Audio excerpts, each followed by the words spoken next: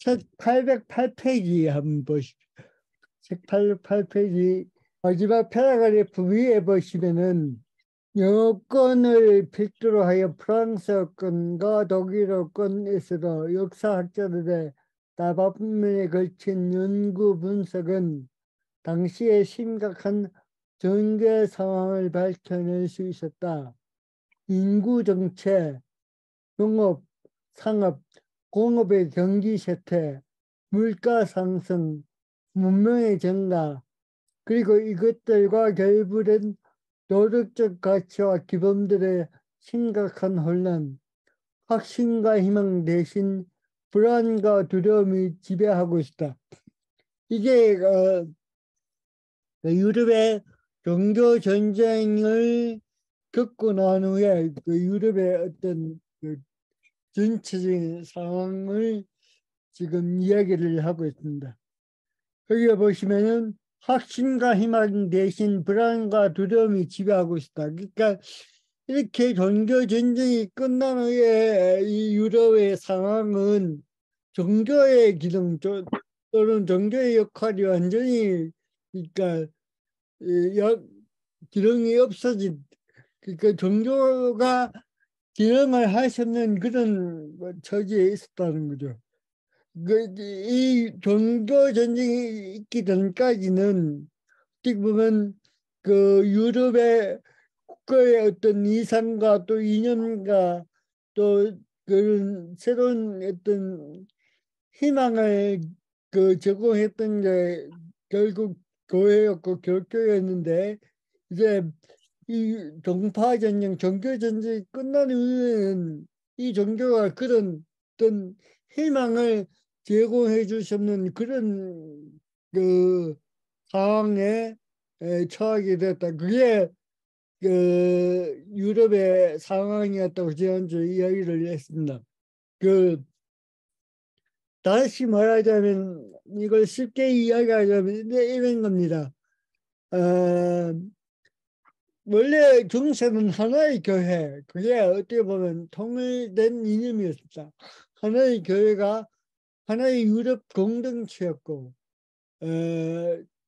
그래서 모든 것이 교황을 중심으로 모든 정치, 사회, 경제, 모든 것이 통일적으로 그 돌아간 상황이 바로 유럽 상황이었습니다. 근데 이제 종교개혁을 겪으면서 하나의 교회가 이제 두 개의 교회로 이제 그 변환되었고 두 개의 교회는 곧 그 또 여러 지방의 제도에 따라서 신앙이 정해지는 어떤 종교 전쟁을 일으키면서 이제 국가가 또 그 지방이 또 권력을 차지하면서 종교의 기능이 상실되고 그 자리에 이제 그 이성이라는 그 인간이 가진 그 이성을 통해서 그 혼란된 그 폐허가는 그 유럽을 다시 그 새롭게 하고 그 이성을 통해서 자신들의 문제를 해결하려고 했던 게 바로 지난주까지 이야기했던 겁니다. 그래서 오늘은 과학과 철학의 혁명 820페이지부터 828페이지까지의 그 이야기를 오늘 하겠습니다. 결국 이야기 과학과 철학의 혁명에서 얘기하고자 하는 것도 뭐냐면은 이제 그 이성을 중심으로 한 또는 경험을 중심으로 한 그 과학 기술 또는 그 철학의 어떤 이론적인 그 바탕을 통해서 결국 이들이 추구했던 게 뭐냐면은 그 이들의 그 과학과 철학의 발전으로 인해서 추구했던 게 바로 어떻게 보면 유토피아의 건설이었습니다. 그러니까 행복한 세상, 저기 피안에 있는 그런 어떤 유토피아가 아니고 이 세상 속에 있는 그 유토피아를 그 만들기 위한 그게 하나의 목표였고 그 목표를 지향하고 그 목표를 이루기 위해서는 과학을 통해서 이런 과학을 통해서 자신들에게 일어나고 있던 모든 문제를 제어를 할 수 있다는 그 때문에 이제 과학이 발전되는 거죠. 그러니까 어떤 자연적인 재해도 인간의 인간 공동체에서 일어나고 있는 모든 문제들, 모든 사건들을 음, 그러니까 근데 이제는 모든 사건과 모든 어떤 일들을 모든 어떤 대상들에 대한 의미를 신으로부터 또 신의 섭리와 신의 계획에 의해서 움직여진다는 그런 어떤 이념이 자리 잡았다면 이제는 그게 신의 자리에 있어야 할 어떤 그런 신앙이 이성으로 대치됨으로써 그 이성을 통해서 자신들의 일어나고 있던 모든 문제들, 모든 사건들을 설명하고 또 그 문제들을 해결하기 위해서 자연적으로 발달할 수밖에 없었던 게 바로 어떻게 보면은 그 자연과학이고 철학이었다고 그렇게 이야기를 할 수 있을 것입니다. 그래서 과학과 철학이 이렇게 불쑥 태어나는 게 아니고 이미 이전부터 어떻게 보면은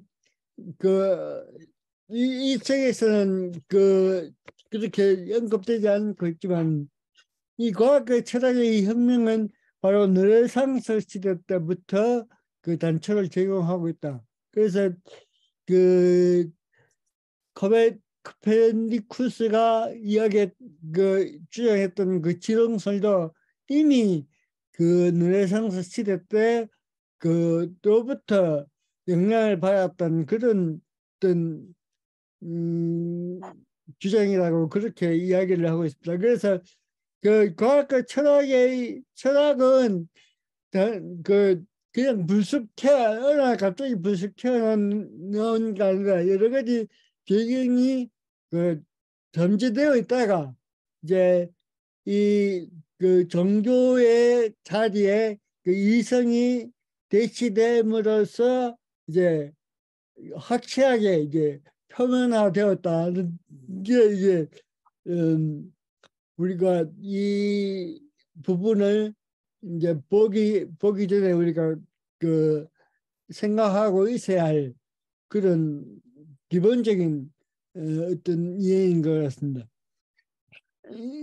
제가 방금 이야기했던 지난주에 이야기했던 신대륙의 발견을 통해서 세계관이 변화되고 그 하나의 유럽을 중심으로 한 세계에만 존재하는 것이 아니라 유럽 이외에 여러 대륙과 또 여러 세계가 그 존재한다는 그런 세계관의 변화가 또 신대륙의 발견을 통해서 나타났고 그리고 종교 전쟁이 끝난 후에 어떤 정치적 위기 상황 앞에서 종교가 그 역할을 감당하지 못할 때 이제 나타나게 되는 이성 여기 자연법이라는 것은 바로 인간 사회의 어떤 계약 관계를 이야기합니다.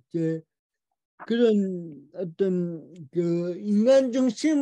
인간의 신중심의 구조와 그런 사회였다면 이제 이성을 통한 어떤 종교가 자리를 그 자리가 문을 내고 그 자리에 들어선 어떤 이성에 의해서 인간 공동체가 유지되고 하는 모든 것들을 이제 법이라고 그렇게 설명을 하고 있습니다.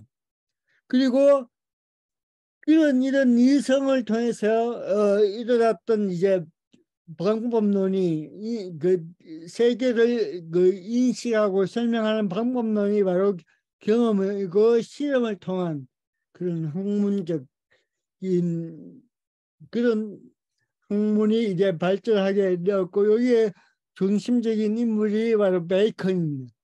이 베이컨은 우리가 거기 책에서 얘기하고 있는 것처럼 이 베이컨이 새로운 어떤 세계 또 새로운 유토피아를 건설하는 게 목적인데 이 새로운 세계에서 이 유토피아는 뭐 어떤 것을 통해서 이루어지냐면 과학을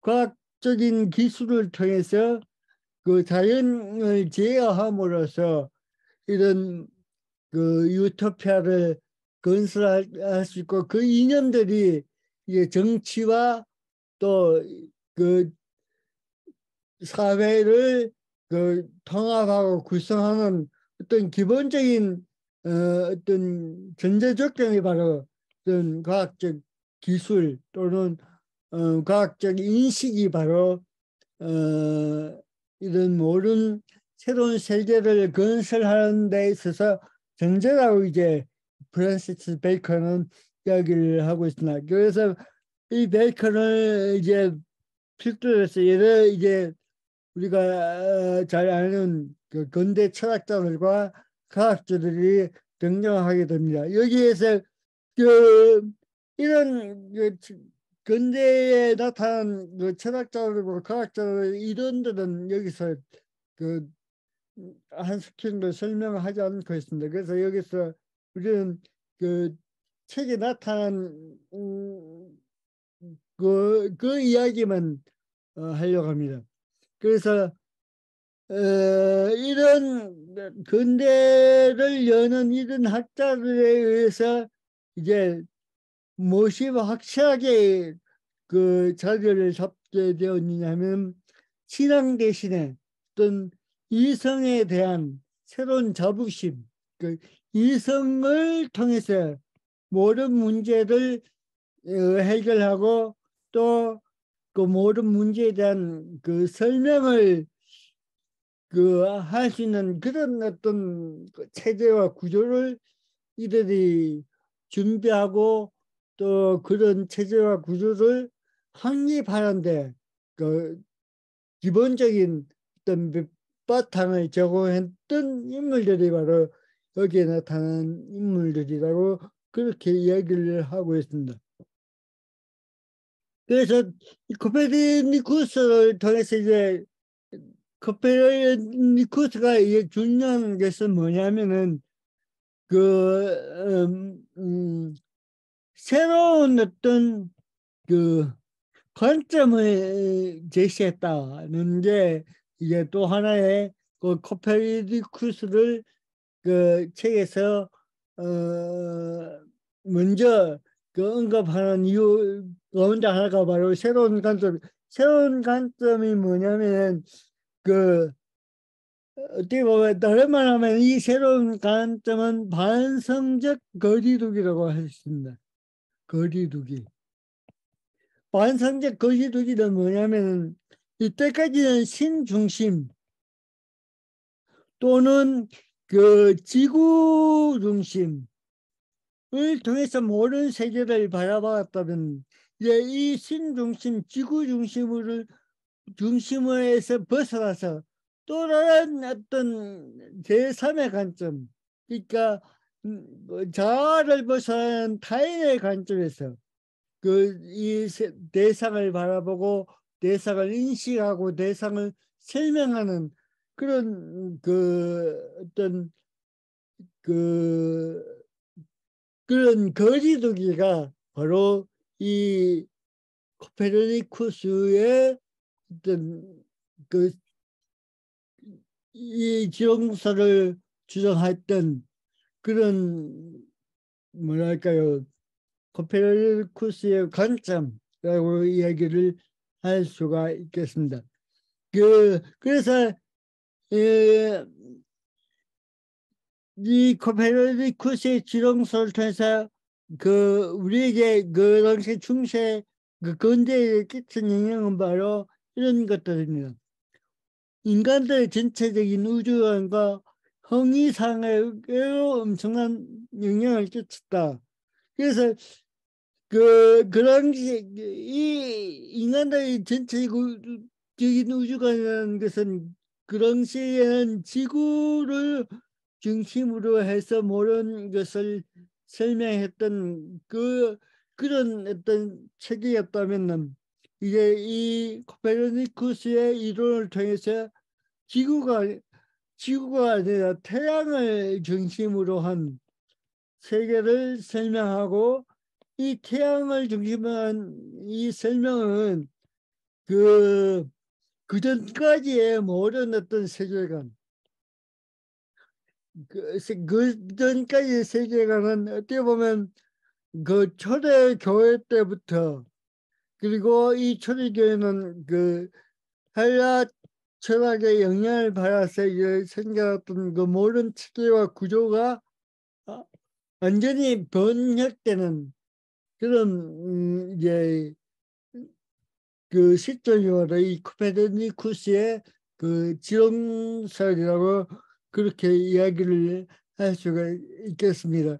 그러니까 다른 말로 하자면 그 초대교회 때부터 중세까지는 바로 성서적 세계관, 성서적 세계관이 이제 하나의 큰 어떤 프레임이라면은, 이제 이 코페르니쿠스를 통해서 이제 성서의 세계관을 그 위협하는 또 다른 세계관이 이 코페르니쿠스의 지론설로부터 생겨났다, 그렇게 그 볼 수가 있습니다. 그래서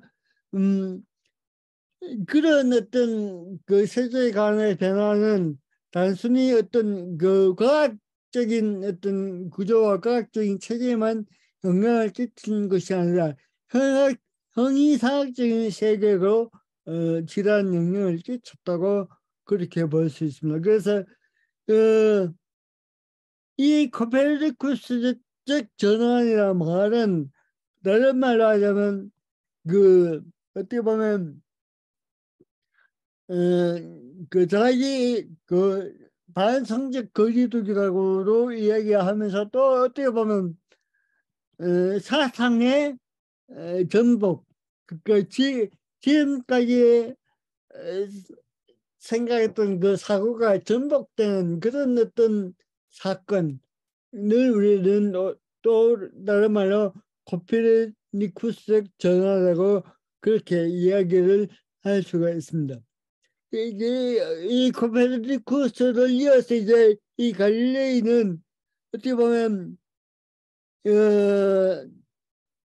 철저하게 실험을 통해서 이제 그 지동설이 확고하게 이제 그 확정되는 그런 역할을 한 인물이 바로 이 갈릴레이입니다. 갈릴레이를 통해서 이제 철저하게 실험을 통해서 어떤 이념이나 어떤 논리적 설명을 통해서 그 코페르니쿠스의 지동설이 설명되고 주장되는 것이 아니고, 이 갈릴레이의 업적은 철저하게 관찰과 실험을 통해서 이제 관찰과 실험이라는 게 바로 기본 과학의 그 바탕에 되는 경험을 이야기하는 거죠. 철저한 경험을 통해서 이제 그 이 코페르니쿠스가 주장했던 그 지형설을 확정하는 그 인물이 바로 이 갈릴레이였다고 그렇게 볼 수 있습니다. 그리고 이 갈릴레이 입장을 이제 그 한 번 더 확고하게 그 체계를 세우고 논리를 그 제공했던 인물이 뉴턴이라고 이야기를 할 수가 있습니다. 이 뉴턴은 우리가 또다르게 평가한다면 고전적 이론 물리학의 창시자라고 그렇게 이제 많은 학자들 그렇게 보고 있습니다. 이 뉴턴의 그 고전 물리학의 어떤 내용은 바로 이겁니다. 제가 한번 읽어보겠습니다. 닫힌 체계의 특징. 그러니까 닫힌 체계라는 말은 뭐냐면은 그 뉴턴은 절대 시간, 절대 공간을 절대 공간을 이제 먼저 전제로 하고 있습니다.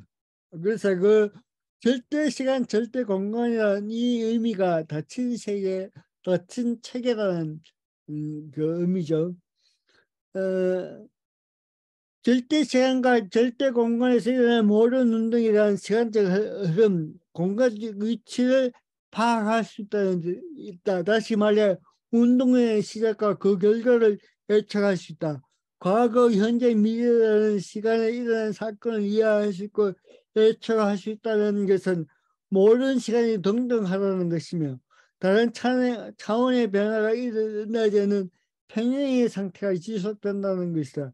그래서 우리는 이런 뉴턴의 동력학 이론을 법칙이라고 부른다.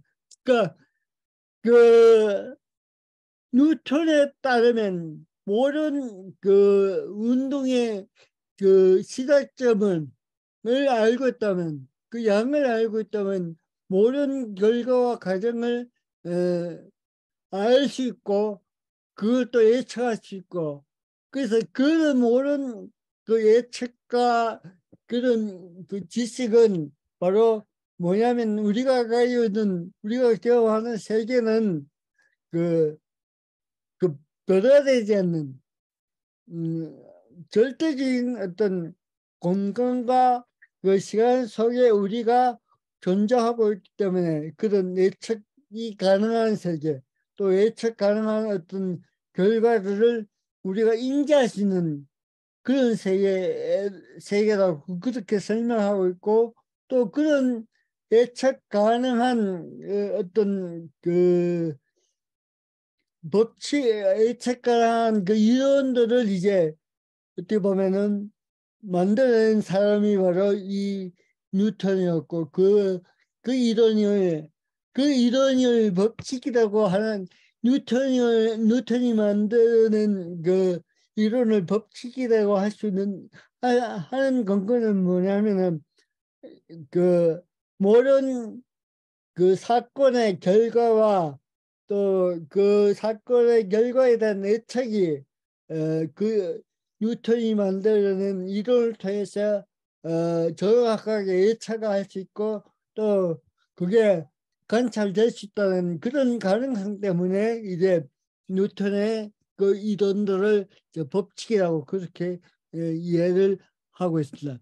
이런 어떤 그 일련의 어떻게 보면 그 신중심 또는 그 지구 중심적인 그 세계관이 이제 완전히 변화되어서 또 다른 어떤 세계관을 그 제시하고 있는 게 바로 그런 자연과학자들에 의해서 이 그 또다른 세계관이 제시되었는데, 이 또다른 세계관을 제시하고 있는 자연과학자들에 대해서 교회는 어떻게 이제 반응을 하고 대응을 했느냐면은 바로 종교 재판을 통해서 이런 모든 어떤 그 과학적 이론들, 주장들을 이제 무마시키고, 또 거기에 대해서 그 뭐랄까요, 그 이론들을 억압하고 그 주장들을 음, 또 폐기시키는 그런 방향으로 이제 그 교회가 그렇게 역할을 했다는 겁니다. 그래서 여기 책에도 보시면 지오르 다오 브루노, 캄파렐라, 누칠리오 바니니, 이런 그 대표적인 이 사람들은 특히 이 지오라를 부르는 이 사람은 그 누굽니까? 코페르니쿠스의 지령서를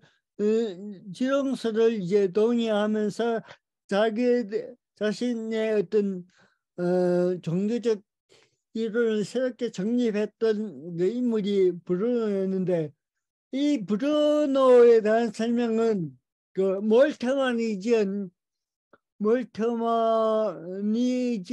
과학과 지혜라는 책에 보시면 이 브루노에 대한 설명이 자세하게 나와 있습니다. 그래서 이 브루노를 얘가 누군지를 알려고 하면 이 몰터만이 지은 과학과 세계 과학과 지혜라는 책을 참고해 보시면 될 것 같습니다.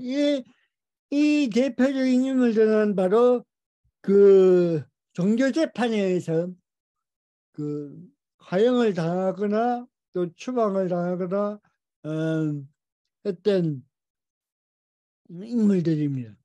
그래서 이제 자연과학적인 어떤 세계관과 자연과학적인 그 힘들이 이제 막 꽃피우기 시작할 때 이제 교회와 종교의 관계는 어떤 조화와 또 거기에 대한 새로운 어떤 응답의 관계가 아니라 어, 그 완전히 이 자연과학적 이론들을 무시하거나 또 이 자연과학적 이론들에 대한 철저한 검열을 통해서 교회 내에서 이제 발을 붙이지 못하고 했던 그런 상황이 이 당시에 전개됐고 그리고 이 종교개혁자들도 어떤 처음에는 이 자연과학자들의 이론에 대해서 철저하게 수긍하거나 긍정하거나 어떤 또 그런 태도를 취한 것이 아니라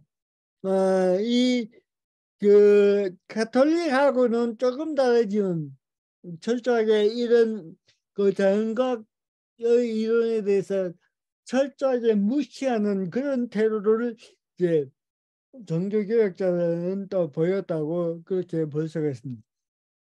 그래서 이렇게 자연과학과 그 종교가 대립적인 관계가 이제 그 지속됨으로써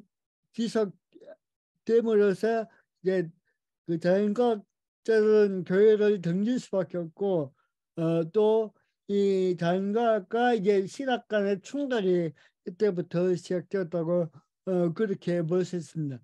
특히 이제 종교 재판이 심하게 일어났던 그 지역, 특히 이탈리아와 스페인은 그 뒤에는 이 자연과학이 발전하지 못하는 그런 상황을 겪게 됩니다. 그럼에도 불구하고 자연과학적 그 이론들은 그 당시에 그 중세에 이제 후기에 있었던 여러 가지 어떤 그 주설적 신앙에 대해서 그 주설적 신앙과 어떤 신화적 어떤 그런 세계와 그런 설명들을 이제 막아내지 못하고 오히려 이제 이런 그 중세에 있었던 그 민간 신앙들과 이런 신앙들이 이제 서서히 이제 쇠퇴의 길을 겪게 되는 상황이 바로 또 이 당시에 일어났던 상황이었다고 이야기할 수 있습니다. 그 철학의 혁명은 이제 그 책에서는 데카르트하고 이제 칸트를 설명하고 있는데 이 데카르트와 칸트는 또 여러 가지 설명이 될 수 좀 이 책에서는 바로 이 두 사람의 공통점이 뭐냐면은 바로 인간 중심, 철저하게 인간 중심. 그, 어, 그 중세나 그 종교개혁 시대 때는 그 철저하게 신중심적인 그 세계였고 또 신중심적인 그 사고였다면 데카르트나 칸트의 그 철학의 중심은 철저하게 그 신을 배제한 어떤 철저하게 인간의 사고, 인간의 일생, 인간의 어떤 생각, 인간의 경험, 이게 가장 그 우선시되고 되었던 중심이 됐다는 것을 주장하고 있는 그 인물이 바로 그 이 데카르트고 칸트고.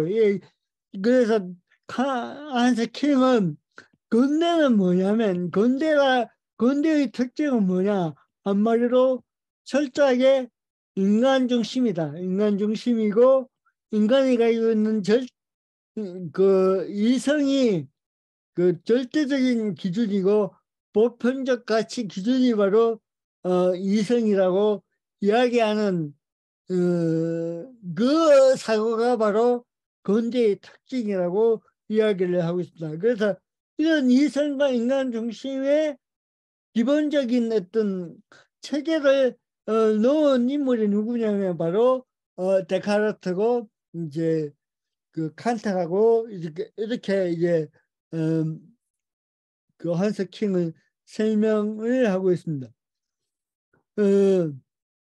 여기 보시면 데카르트는 의심스러운 것을 모두 배제하는 수학의 확실성, 계산, 실험, 자연과학의 새로운 시대의 인생의 이성이 되어야 했다.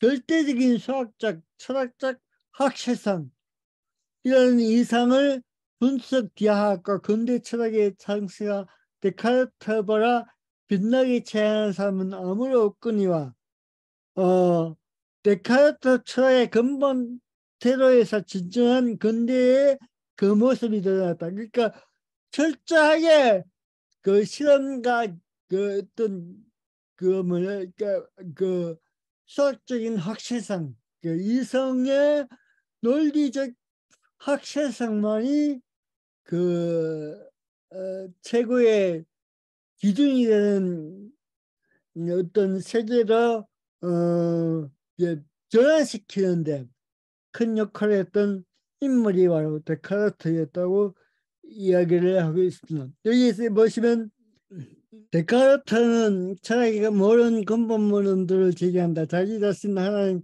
그리고 물질적인 것에 대한 세 가지 큰 물음. 그러니까 철저하게 이제 어떻게 보면 데카르트는 자기를 중심으로 해서 자기를 둘러싸고 있는 모든 세계를 두 개로 구분합니다. 그러니까 외적인 것하고 정신적인 것을 구분해서 이 대상을 자기를 둘러싸고 있는 이 대상 세계를 구분할 뿐더러 구분하고 있을 뿐만 아니라 이 대상 세계에 대한 어떤 철저한 그 반성 또 의심, 그래서 이 대상에 대한 그 확실한 인식을 얻고자 노력했던 그 인물이 바로 이 데카르트입니다. 그 여기 보시면 본원적 확실적인 정서가 하나님으로부터 인간에게로 온 것 같다. 그러니까 그 중세까지는 모든 그 사건 또는 모든 대상, 모든 존재의 그 모든 존재의 그 존재를 존재할까 하는 그 존재가 바로 신이라고 하나님이라고 이야기를 했는데 그게 바로 신중심이고 중세적 사고였다면은 이 데카르트는 그 하나님이 모든 사건 그리고 어떤 대상 존재에 대한 그 어떤 그뭐 인식의 주체자가 아니고 철저하게 인간이 모든 세계의 모든 대상에 대해서 그 확실한 인식을 가질 수 있는 어떤 주체자로서 이제 그 세워지는데 그것은 기본적인 어떤 주도를 놨던 그 인물이 바로 그 이 데카르트라고 그렇게 볼 수가 있습니다.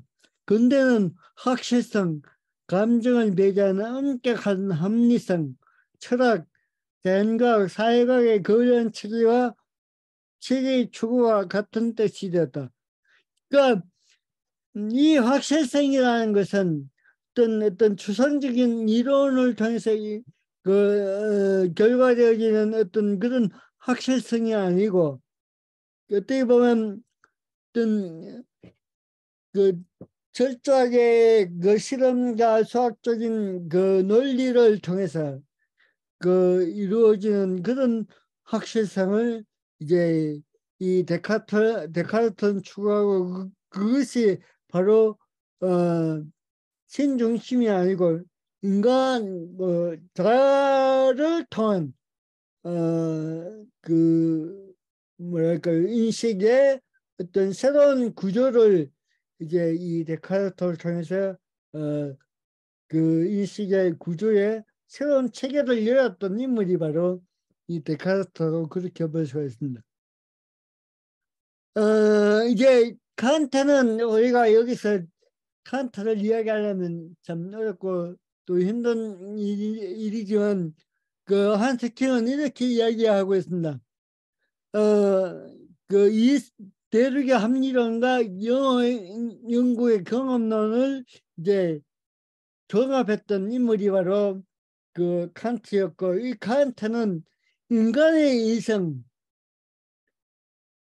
한계와 인간의 이성의 한계와 그 인간의 이성이 할 수 있는 것과 할 수 없는 것을 이제 구분짓고 그것을 정립했던 그 이름이 그 인물이 바로 뭐 칸트라고 그렇게 볼 수가 있습니다. 칸트의 그 순수이성 비판의 근저에는 이성에 반드시 한계가 설정되어야 하며 이성의 한계는 실제의 한계와 동일하지 않다는 확신, 궁극적으로 윤리적 종교적 신념에 입각한 확신이 자리 잡고 있다. 이성이 인식하지 못하는 것도 물론 존재할 수 있다. 라고 이제 어떻게 보면 그 칸트가 했던 그 여러 가지 그 철학적인 작업들 중에서 그 중요한 게 뭐냐면 그 어, 이성으로서 가능한 것과 불가능한 것, 그리고 그것을 철저하게 어떻게 보면 논리적으로 정립하고 또 그것을 이루어냈던 인물이 바로 이 칸트의 철학이라고 그렇게 볼 수가 있습니다. 그래서 칸트는 특히 전혀 다른 존재 하나님에 대한 인식과 관련하여 이 인식에 대한 한계를 설정했고, 또한 그 신앙이 무엇인가에 대해서 철저하게 그 근대적 정신에 의해서 그 신앙을 에 대해서 이제 어떻게 보면 규정지었다고 그렇게 볼 수가 있을 것인지. 그리고 또 하나는 이런 시에 이제 sak토기 씨가 했던 그 이신론적인 그 신존재 존재 증명이 불가하다는 것을 이제 그 칸트는 주장했습니다. 그리고 이제 이 칸트는 또 하나의 이제 하나의 뭐랄까요, 새로운 이성을 이야기하고 있는 게 바로 실천 이성이라고 할 수 있는데, 그것은 뭐냐면 인간의 도덕적 행위를 가능하게 하는 것을 인간의 도덕적 행위를 가능하게 하는 그 조건으로서 또 또 찾게 하는, 신을 찾는 그런 어떤 구조를 또 설명하고 있는 인물이 바로 이 칸트라고 이야기를 할 수 있습니다. 그래서 칸트는 어떻게 보면은 근대를 출발하면서 최고의 중심으로 삼았던 이성에 대한 이성이 무엇인가, 이성의 어떤 그 뭐랄까요, 그 이성에 대한 그전까지의 모든 그 어떤 한계를 정하고 또 인생의 가능성을 정립하고 또 그 이성이 할 수 있는 것과 할 수 없는 것을 철저하게 이제 구분지어서 또 설명하고 또 그 이성과 어떤 종교와의 관계를 또 이렇게 정립했던 새롭게 정립했던 인물이 바로 이 칸트라고 그렇게 이제 그 한석칙은 설명을 하고 있습니다. 그래서 어떻게 보면 이 그 근대를 시작했던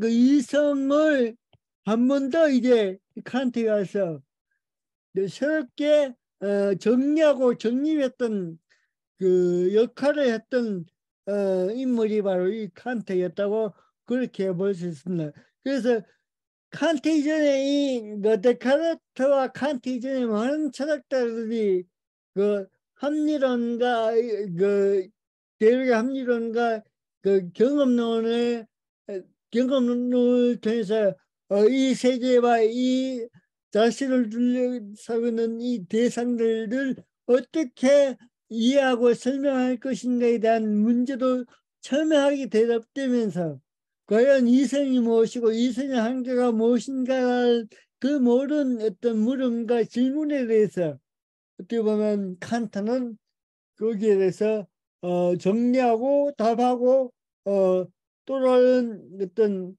새로운 대안들을 제시했던 인물이 바로 이 칸트였다고 그렇게 볼 수가 있습니다.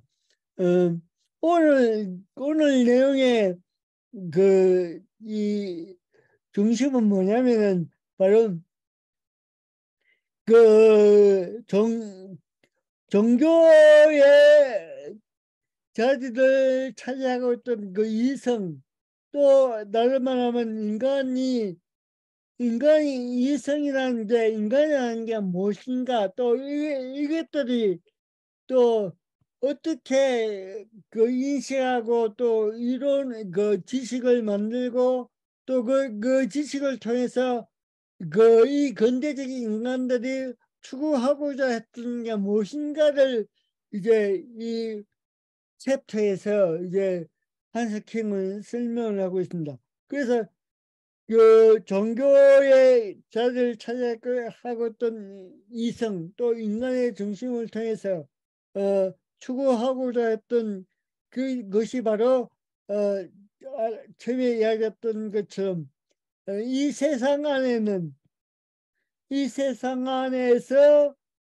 세울 수 있는 어떤 유토피아 여기도 그 이야기가 있습니다. 어디에 있느냐면은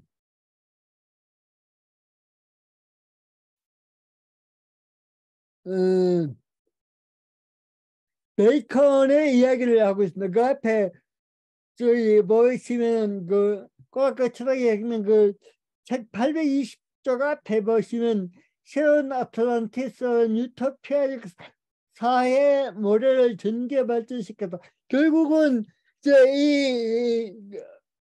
그 이성이 이제 내려오고 과학 철학이 이제 발전하고 그게 꽃피우고 그래서 그 모든 것들이 종교를 대신해서 목표로 하고 있었던 게 뭐냐면 결국 이 베이컨이 주장했던 이 차 안에서의 유토피아를 건설하기 위한 어떤 모든 노력이 바로 여기를 그 종교를 대신한 이성 또는 인간을 통해서 추구하고 있었고 또 이것이 가능하고 보았던 게 바로 과학이었고 철학이었다. 그 이야기를 하고 있습니다. 이런 과학과 철학의 그 인간과 이성의 그 어떤 그 힘들이 이제 다음 시간에 우리가 다뤄볼 문화 또 거기에 문화를 넘으신 시각에서 그 이성들이 또 인간이 어떻게 이제 그 문화 속에서도 그 실학 속에서 어떻게 또 설명되고 하는가를 한석킹은 문화와 실학의 혁명 속에서 다루고 있습니다. 그래서 오늘은 이 어떻게 보면 베컨이 그 주장했던 그 지식의 힘, 그 지식의 힘은 그 당시에 나가고 있던 모든 문제에 대한 해결의 실마리가 바로 거기에 있다. 그거 보고 그 지식의 힘은 결국 어떤 인간이 스스로 유토피아를 건설하고 이게 바로 다음 주에 뭐로 연결되느냐면 진보와 역사로 연결됩니다.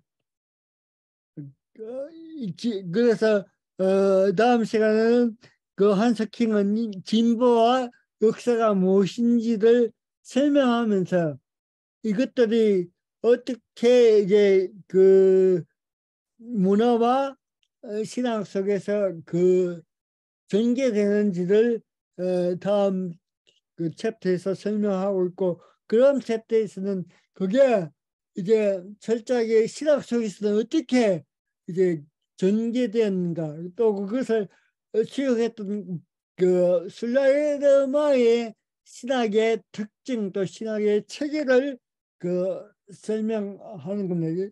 그래서 일련의 과정을 볼 때 그 여기에 중심은 바로 그